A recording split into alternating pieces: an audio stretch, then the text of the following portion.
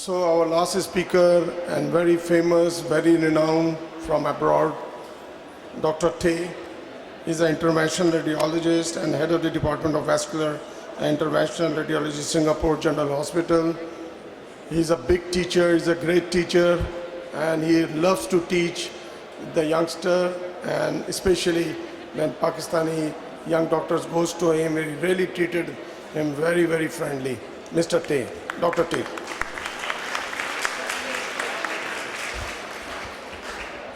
Thank you very much for the kind introduction. Okay. Can I have mine? Yeah.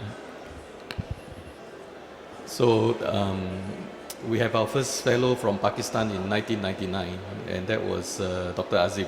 So it's 20 years ago. So both of us are about the same age, so I guess we are quite old already. So I remember I met Azim when he came to our hospital for fellowship, and I was about to go to Canada for fellowship. So we share a lot. We are essentially fellows at the same time, essentially. And thereafter, I think we have several people doctors from Pakistan who came through my department. And I think I could see a few of them here. So it took me 20 years to come to Pakistan. Dr. Azim has been trying to invite me, but for some reason or another, I've never been able to make it. So I'm really happy to be here, and thank you so much for the very warm reception, and I really truly appreciate that. So I'm going to talk briefly about interventional radiology in the GI tract. I understand most of you are not IR, so I'll just give a brief flavor of what we can do in the GI tract. This is roughly the list of things that we can do. As you can see, each of these are actually a fairly major topic, each deserving a lecture by itself. I would be focusing mainly on the first two topics as there's limited time. So, embolization in bleeding of the GI tract has a special place in every interventional radiology. This is because this is one of the two very early procedures that involve interventional radiology in treatment. Prior to that, most of the intervention, so to speak, that we do are diagnostic angiogram, biopsies. We don't really treat. So one of the earliest treatment is bleeding GIT, and in 1971, Dr. Baum described using vasopressin, which is a vasoconstrictor, to treat bleeding GI. As you can see, the arrow extravasation, and after infusion, the bleeding stopped. However, we are not doing this anymore because there is a high rate of recurrence. Once the effect of the vasoconstriction finishes, the bleeding tends to recur. So we don't do this anymore. So it's of just historic interest. So the next, soon after that description, about a year later, Dr. Joseph Roche, another very famous interventional radiology, described embolization. So what he did was he used the patient's own blood clot and injected it back into the patient, into the gastroepiploic artery for the treatment of a bleeding peptic ulcer. So that again signify the birth, so to speak, of interventional radiology. And of course, the other famous procedure is angioplasty, described by the father of interventional radiology, Charles Daughter, in around the same period. So Joseph Roth has a vineyard that produces his own wine. So there's hope that one day I can have my own winery and produce my own wine.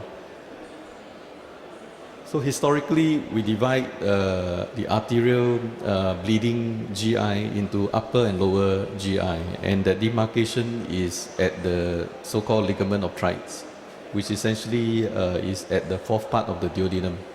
And historically, the division was divided like that is Not so much, of course there are differences based on etiology and presentation, but it was divided this way mainly because the approach to the embolization is different based on these two territories. And the main differences is that in the upper GI, there is a rich collateralization as opposed to the lower GI where most of the arteries are what we call end arteries. So when you have an end artery, it is quite dangerous because the risk of ischemic complication is high. Whereas when you have a lot of collaterals, you can embolize, you can be not precise, you won't cause too much trouble because the collateral flow will still supply the organ. However, because of the rich collateralization, there's this important concept that all interventional radiologists would know, which is to close the front and back door.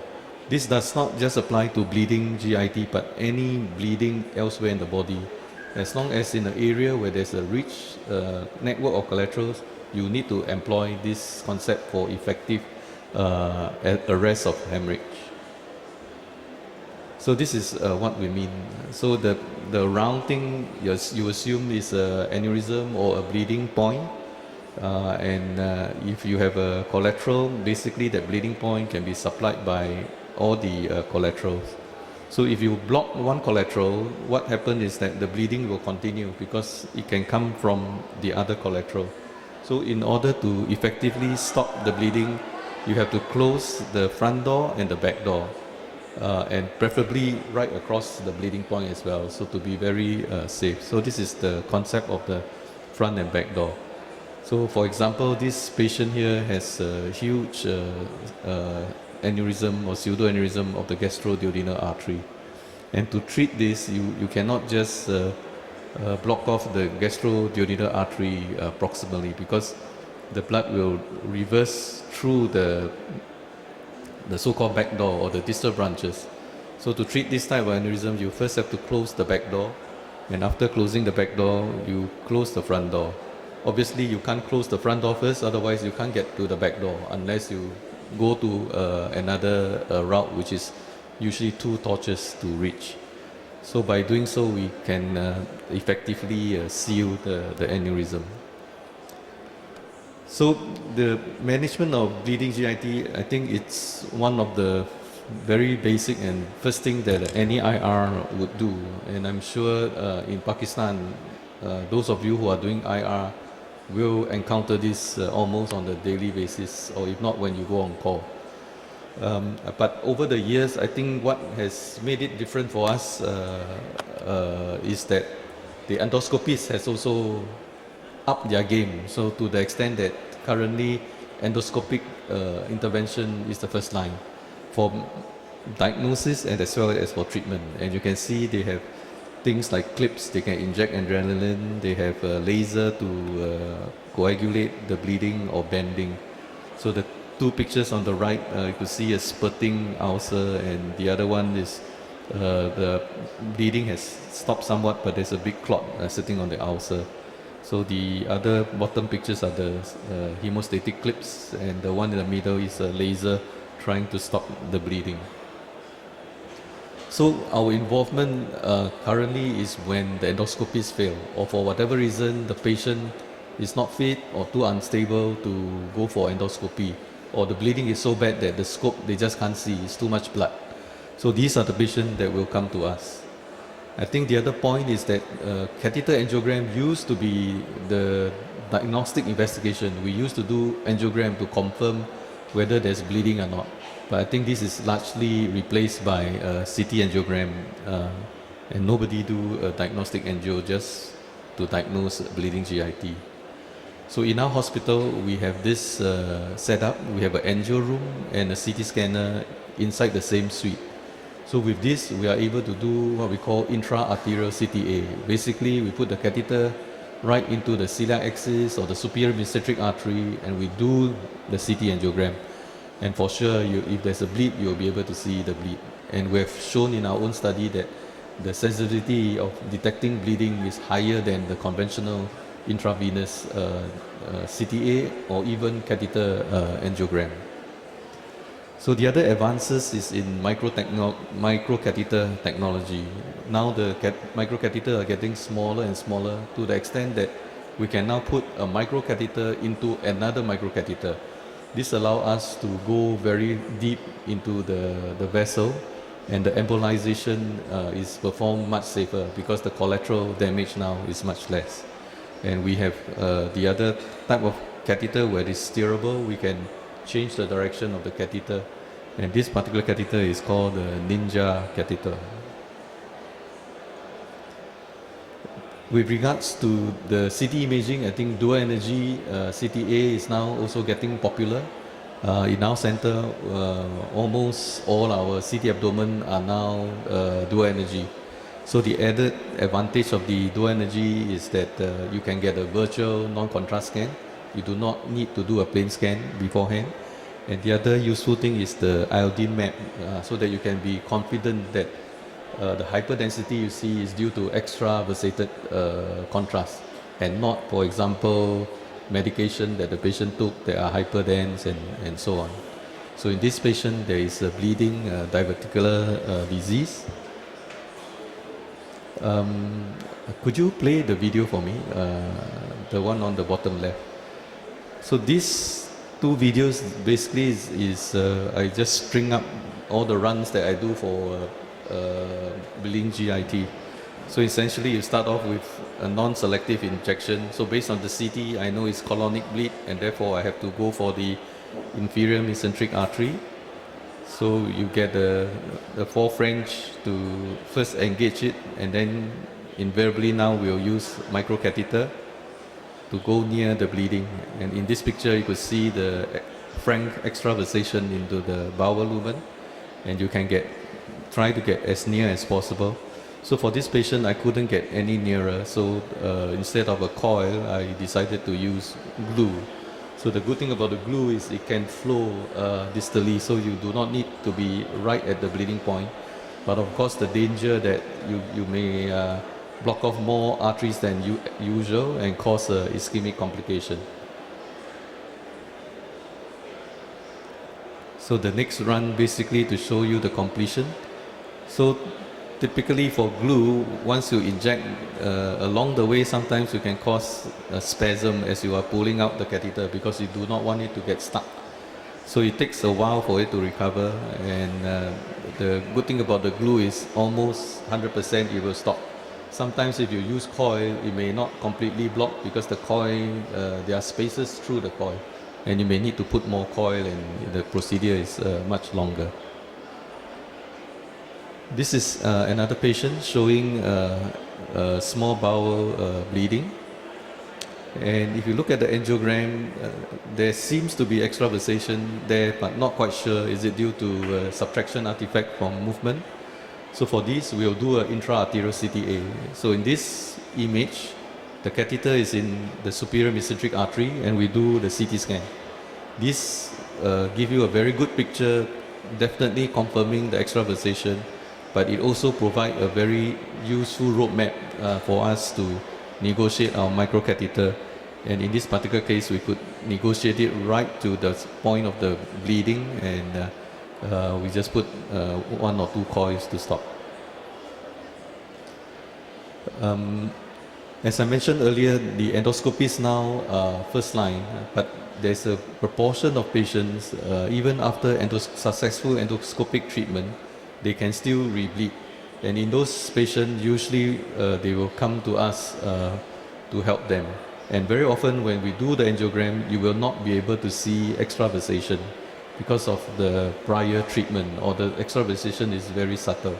So in this kind of situation, we will do what we call empiric GDA. GDA stands for gastroduodenal artery embolization. So we'll coil up the whole gastroduodenal artery.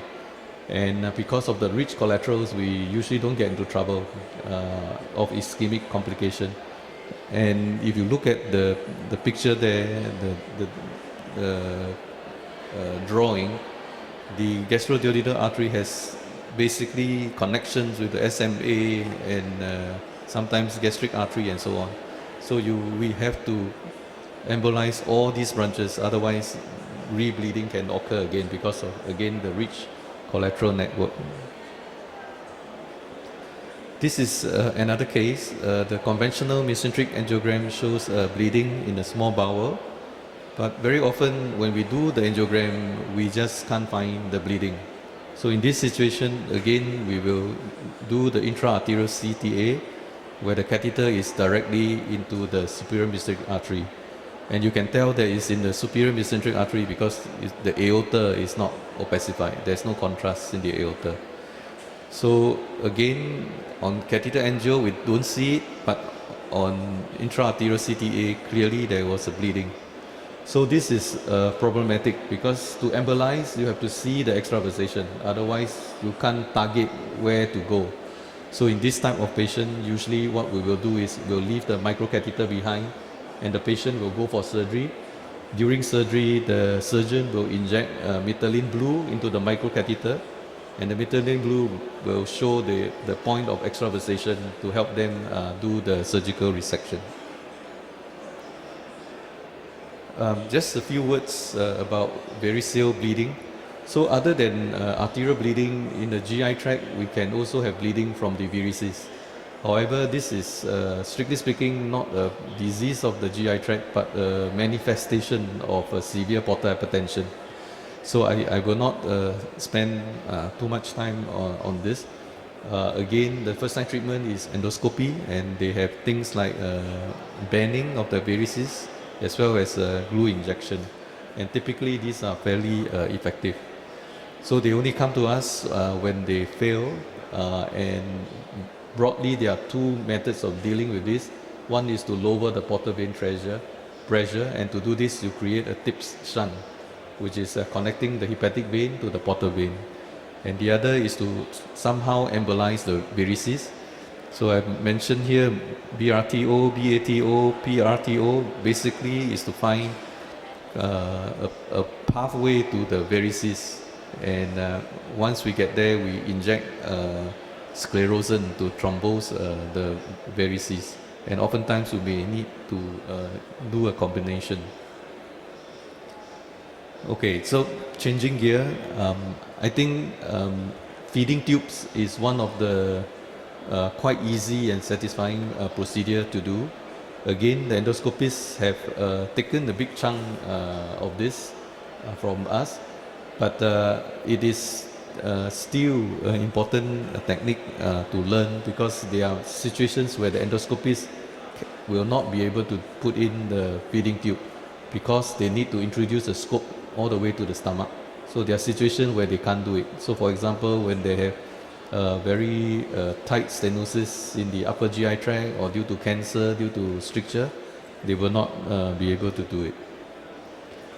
So the advantage of a gastrostomy tube is that it's definitely much more comfortable than a nasogastric tube, as shown in this picture. This is taken from Facebook, that it is really a very traumatic procedure, and these are the various types of the tube that we can insert. So typically there's the pull and the push method, which I'll show you pictures, and I said earlier you can either do it through endoscopy or under radiological guidance. So interestingly, for the endoscopists, what they do is they put the scope in, and because there's a bright light at the end, they basically use the light as a target to puncture the stomach. So once they puncture the stomach, they will track the guide wire in, and they will snare the guide wire. Once they have achieved a true and true wire access, they essentially can introduce the tube through the nose and pull it out, or they could introduce it from the abdominal wall and so-called push it in. So that's what we mean by the pull and push method. So the main advantage of the pull method is that you can put in a very big tube. This is because when you drag the tube out from the stomach out to the abdomen, there is no risk of pushing the stomach away from the abdominal wall. But if you try to put the tube from outside in, there's a tendency that you may push the stomach away from the abdominal wall. And because of that, you can cause peritoneal leakage and so on. So for the endoscopists, they always do the pull method. But for the radiologists, we tend to do the push method. So this is how the radiologists do the pull method. So instead of putting in the scope, we still puncture under radiological guidance and essentially snare the wire. And once you have a true and true wire, you can introduce the tube from above. So the main thing to note about putting in the gastrostomy tube is that the liver is above the stomach and the colon is below the stomach. And in the collapsed state, the stomach will be hidden behind this structure. So it's imperative that we need to inflate the stomach, and hence we need to introduce a tube into the stomach. But you just need a very small tube. There's no need for a scope. So a 4 French catheter will be able to. If the patient has a Rouse tube, that's even easier. So in the past, we used to give barium the night before so that by the time we do the procedure, the colon will be opacified.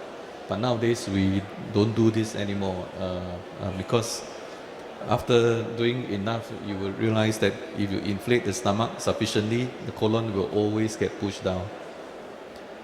So the puncture is performed under AP and lateral fluoroscopy. Lateral is important because you don't want to go too deeply. The thing behind the stomach is the aorta. If you hit the aorta, it's going to be torrential bleeding that is difficult to control.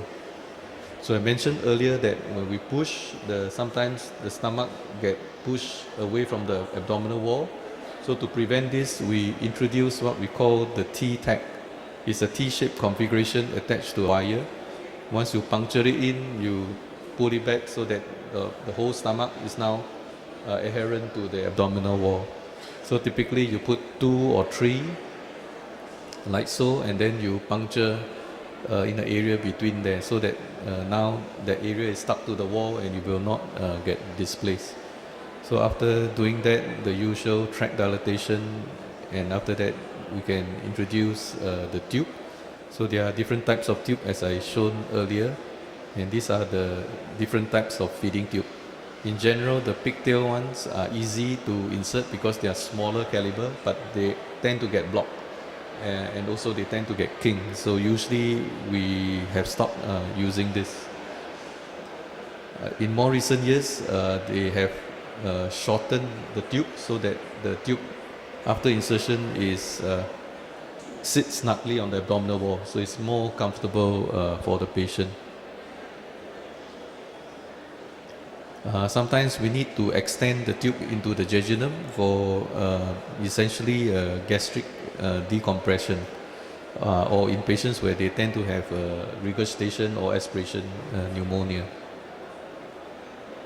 This is an alternative technique first described by the Japanese in 1998. So they insert the feeding tube through the esophagus instead of through the stomach. And usually this is invoked because there's contraindication to inserting it through the abdominal wall. For example, you have ascites, or the patient is on peritoneal dialysis, or you have peritoneal disease like peritoneal spread, or the stomach itself is not there or has tumor. So in those situations, you can puncture the esophagus. And the technique is really quite interesting. So you can see here the transverse ultrasound of the neck showing the thyroid gland. Number 1 is esophagus. Number 4 is the carotid artery. So we introduce a balloon that is a fairly big one into the esophagus. And when you inflate the balloon, you displace the thyroid away. So this allows you a clear window to puncture. So under fluoroscopy, you puncture the balloon, and you introduce the wire. And with the wire in the balloon, you push the balloon down towards the stomach. And in so doing, you now successfully put in a guide wire into the esophagus, and you do the usual tract dilatation and insertion of the tube. So it's a fairly elegant procedure. But since it's introduced in 1998, it is not very popular because I think most patients and the operator are also afraid of puncturing things in the neck, so it's not a very popular procedure. So I'll just spend the last few slides talking about hemorrhoid embolization. This is a fairly new procedure for IR.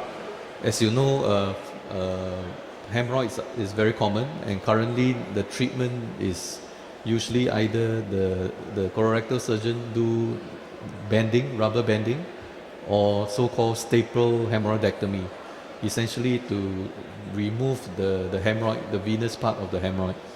But in the last 10 years or so, there is this theory called the high flow theory, and the description of this entity called the corpus cavernosum recti.